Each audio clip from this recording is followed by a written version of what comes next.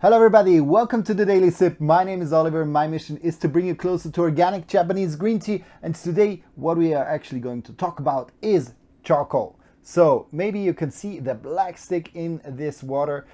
This is a charcoal stick which is coming from an oak tree. But what does this charcoal stick do? Mostly when you drink green tea, when you start to go out into the world of green tea, you certainly, or you quite rather soon than later discover that the water which is coming from the tap is actually influencing the taste of the tea. And what you want to have with green tea is that you have a tea or a water for your tea which is pure, which is soft, and this is actually what charcoal is for. So it liberates your water from impurities, and you can buy it either in a stick form or you're in different varieties. But what is this actually made out of? So as I said before, it is coming from an oak tree, and what they actually do is that they heat up the stick to 1000 degrees Celsius, kind of nearly bake it, and then this one activates itself as soon as you put it into the water, and it starts to diminish the impurities in the water. For example, what I read is that it brings down lead by nearly 85%. If you leave it in for 24 hours, then you have mercury or cadmium, which reduces in the water over time. Other things which are actually taken out of is also chlorine, for example, chemicals. And what it also is good for is that it actually takes out minerals from the water, but the natural minerals then are given back to the water. So actually the charcoal really takes out only the impurities and then liberates your water from the toxins which you don't want to have in your tea. So it's a very, very good and an effective way to clean your water. Another thing which works exactly with the same is the Brita. So this is a Brita filter, and this filter is actually filled with charcoal pieces or parts or kind of round pieces, and there the water passes through, so it's forced to touch the charcoal and then it goes directly in. The advantage of the Brita filter definitely is time, so you can just fill it up. 5 minutes later you have around 1 liter of water which you directly can use, which is liberated from impurities. It is not that high effective than you leave it in with the stick for 24 hours, but it is quite on a good level. That's why Brita filters as well. What I read, for example, that it brings down the lead by 14%, 75% the mercury, 6% cadmium, 33% aluminium, and arsenic is also going down, and for sure it also helps to bring down the chlorine. So this is actually a good way and a perfect way if you have the money, and if you don't mind to buy a plastic filter, this one here definitely can be a good solution. Actually, my preferred version is the Brita filter, because I am a person which is living a lot on the time pressure as well.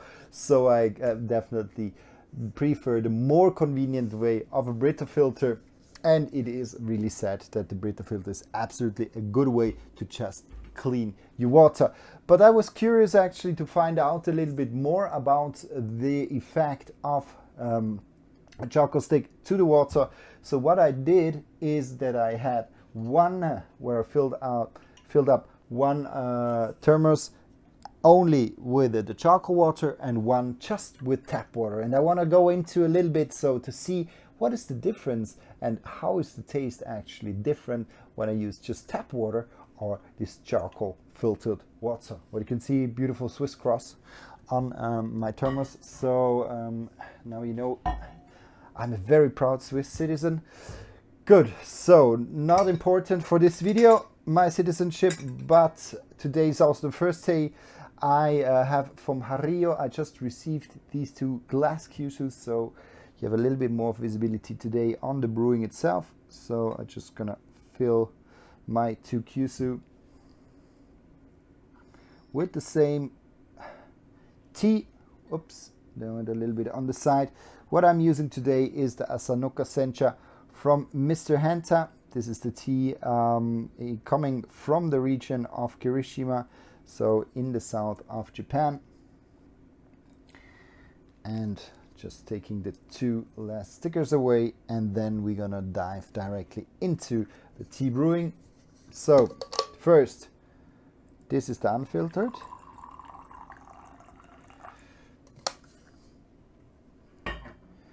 And this is the filtered. Charcoal filter.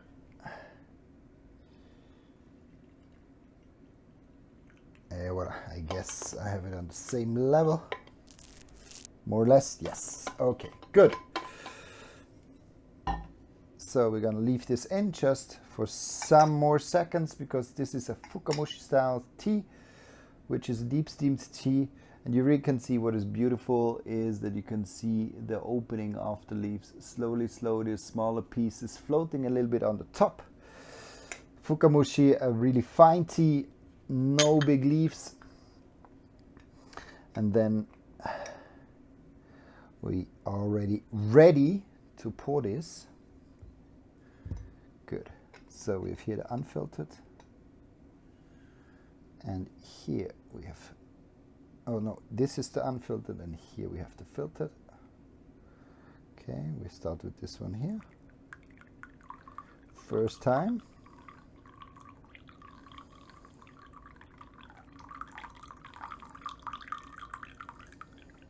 And here we do the same. Voilà.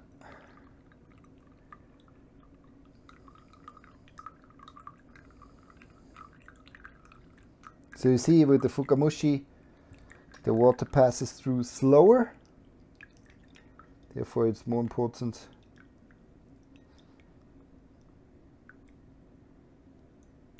voila. Good. So we can see how the tea sticks also on the side when you brew it.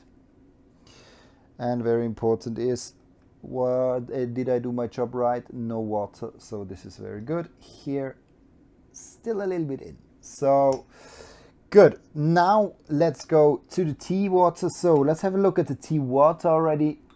Quite similar. This one a little bit more cloudy than this one here, but I guess color-wise, no difference between these two. But now let's go into the taste. So this one is the unfiltered.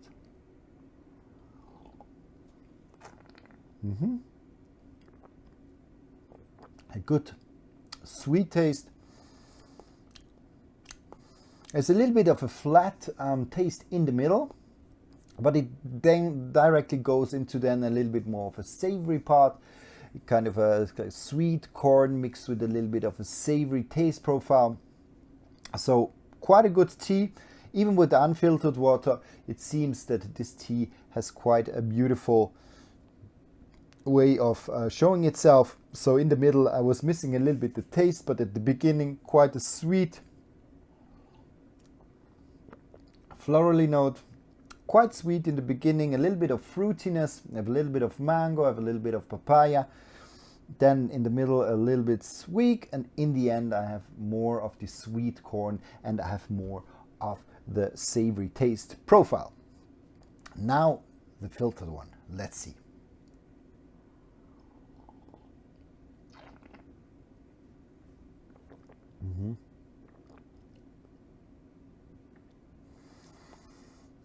So what I directly can feel is that the flavor is just more intense in the beginning. So it really shows itself on a more intense flavor profile.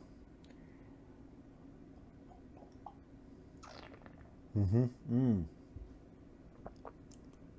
umami starts already in the beginning.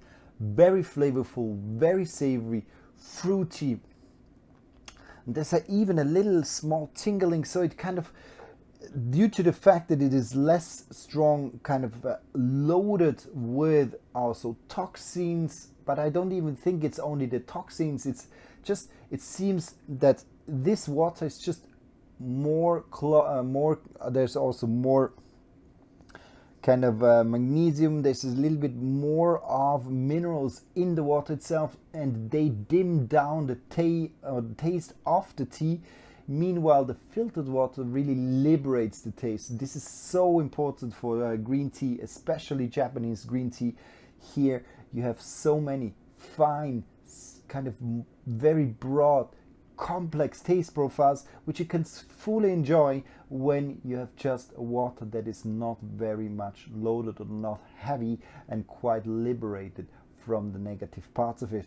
That's why this water here just tastes better with the tea. The tea gives more strength, the tea is given more strength. So this is a pretty nice experience between the filtered water and the unfiltered one. So there's no flat taste, very beautiful, developing in my palate. So definitely I am promoting this, that you really try to get a simple Brita filter. It's not more than $20 in your local supermarket. From time to time you have to change the filters.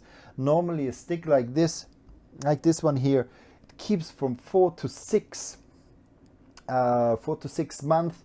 Some people even say they take it out every month. They just heat it, they boil it in water, and then they can keep it easily for 6 months.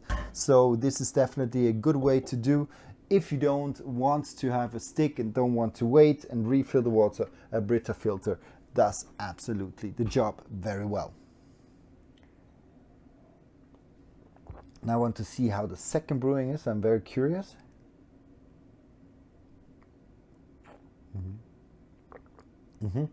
It's just a flatter tea. It's just not that complex, not that strong in taste. Maybe if you want to have a light tea, you can once just try out with your tap water. Depending also from the area where you're from, in Switzerland the water is quite of a good quality, so we don't have any chlorine or anything which is added to the water. But I know in the US there are some regions where the tap water is not that good in quality. So it makes absolute sense if you filter the water just to get the other tastes out and to really have a fine, nice water taste and not having any side tastes in your tea. I think I can pour this pretty fast, and this I start too. Now you really see that the Fukamushi clogs a little bit the holes.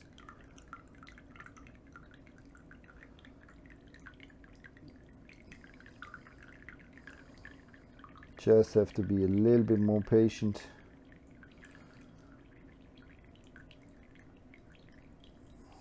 Yeah, voila. So here we're fine.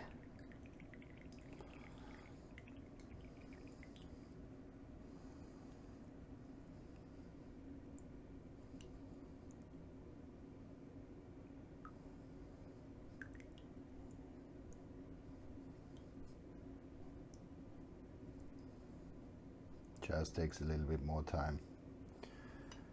Voila.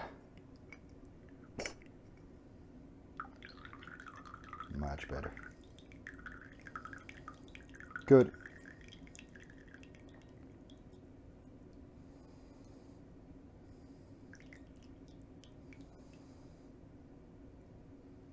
Voila. Guess we're good here too. And let's see how to taste. So, unfiltered again.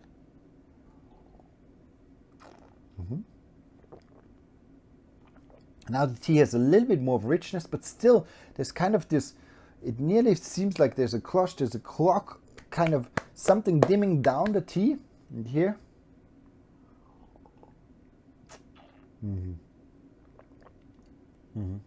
It's so much more liberating, so much more kind of stronger, really broad tea.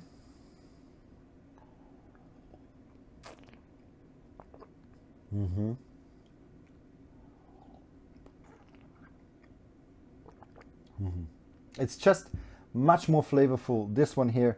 So a very beautiful tea, unfiltered one, definitely the winner.